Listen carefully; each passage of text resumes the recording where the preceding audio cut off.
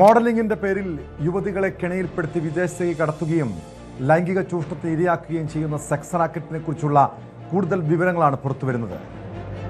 Kochi city police കമ്മീഷണറുടെ പ്രതികരണമാണ് കേട്ടത്. ഈ കേസുമായി ബന്ധപ്പെട്ട് ഇത്തരത്തിൽ നിരവധി യുവതികളെ ഈ സംഘം സെക്സ് റാക്കറ്റിൽ പെടുത്തിയിട്ടുണ്ടെന്നും ലൈംഗിക ചൂഷണത്തിന് ഇരകളാക്കിയിട്ടുണ്ടെന്നുമാണ് പോലീസിന് പ്രാഥമികമായി ലഭിച്ചിരിക്കുന്ന വിവരങ്ങൾ. 3 പേരാണ് മരട് പോലീസിന് പരാതി നൽകിയിരിക്കുന്നത്. മോഡലിംഗിന്റെ മറവിൽ യുവതികളെ സെക്സ് റാക്കറ്റിന്റെ കെണിയിൽപ്പെടുത്തിയ കേസ് പ്രത്യേക സംഘം അന്വേഷിക്കും. DCP അശ്വതി ജിജിയുടെ നേതൃത്വത്തിലായിരിക്കും അന്വേഷണം. 1-ാം പ്രതി സിന്ധുവിനെ വിദേശത്ത് കടക്കാൻ ശ്രമിക്കുന്നതിനിടെ മുംബൈയിൽ വെച്ച് പിടികൂടുകയായിരുന്നു. കേസിൽ 5 പ്രതികളിൽ 3 പേർ പിടിയിലായിട്ടുണ്ട്. മോഡലിംഗ് രംഗത്തുള്ളവരുൾപ്പെടെയുള്ള യുവതികളാണ് ഈ പിടിയിലായവരിലുള്ളത്. വിവരങ്ങളുമായി ഡാനി ഇപ്പോൾ ചേരുന്നു കൊച്ചിയിൽ നിന്ന്.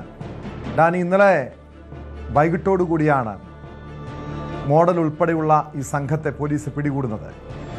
അതായത് കഴിഞ്ഞ കുറച്ച് ദിവസങ്ങളായി പോലീസിന്റെ നിരീക്ഷണത്തിലായിരുന്നു. പ്രത്യേകിച്ചും 3 യുവതികൾ മരട് പോലീസിന് പരാതി നൽകുന്നു. ഇവരെ വിദേശത്തേക്ക്, ഗൾഫിലേക്ക് എത്തിച്ച്, അതും മറ്റ് മോഡലിംഗിന്റെ പേരിൽ വിദേശത്തേക്ക് എത്തിക്കുന്നു. അവിടെ സെക്സ് റാക്കറ്റിന്റെ കെണിയിൽപ്പെടുത്തുന്നു, ലൈംഗികമായി ചൂഷണം ചെയ്യുന്നു. എത്ര പേർ ഈ കെണിയിൽ പെട്ടിട്ടുണ്ട്, ഈ സെക്സ് റാക്കറ്റിന്റെ കെണിയിൽ പെട്ടിട്ടുണ്ടെന്നാണ് പോലീസിന് പ്രാഥമികമായി ലഭിച്ചിരിക്കുന്ന വിവരങ്ങൾ. അതോടൊപ്പം ഈ അന്വേഷണ സംഘവുമായി, ഈ പ്രത്യേക അന്വേഷണ സംഘവുമായി ബന്ധപ്പെട്ട വിവരങ്ങൾ.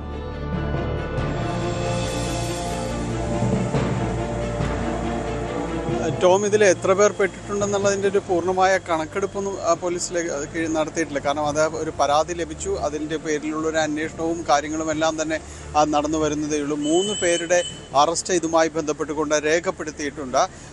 ഇതിൽ ഏറ്റവും പ്രധാനപ്പെട്ട 3 പേർ തന്നെയാണ് എന്നതാണ് പോലീസ് പറയുന്നത്. പോലീസ് പറയുന്നതിൽ പ്രധാനപ്പെട്ടൊരു കാര്യം, ഇതിൽ ഇനിയും പരാതികൾ വരാനുണ്ട്. അത് ആ രീതിയിൽ തന്നെയാണ് പ്രതീക്ഷിക്കുന്നത്. വരുന്ന ദിവസങ്ങളിൽ അല്ലെങ്കിൽ വരും മണിക്കൂറുകളിൽ കൂടുതൽ പരാതികൾ ഉണ്ടായേക്കും എന്ന പ്രതീക്ഷ തന്നെയാണ് പോലീസ് പറയുന്നത്. പരാതിപ്പെടുവാനുള്ളവർക്ക് പൂർണ്ണമായും പോലീസിന് മുന്നിലേക്ക് കടന്നു വരാം. അവരുടെ ഒരു ഐഡൻറ്റിറ്റി രഹസ്യമായി സൂക്ഷിക്കും. അതുകൊണ്ട് ആർക്കും ഇതിൽ പരാതിപ്പെടാം. ഇതിൽ ഇരയായവർക്ക് ആർക്കും തന്നെയും മുന്നോട്ട് കടന്നു വരാമെന്ന് തന്നെയാണ് പോലീസ് പറയുന്നത്. ഇതിൽ ഇരയാക്കപ്പെട്ടവരുണ്ട് എന്നത് ഇപ്പോൾ പരാതി നൽകിയിരിക്കുന്നവരുടെ മൊഴിയിൽ നിന്നാണ് പോലീസിന് വ്യക്തമാകുന്നത്.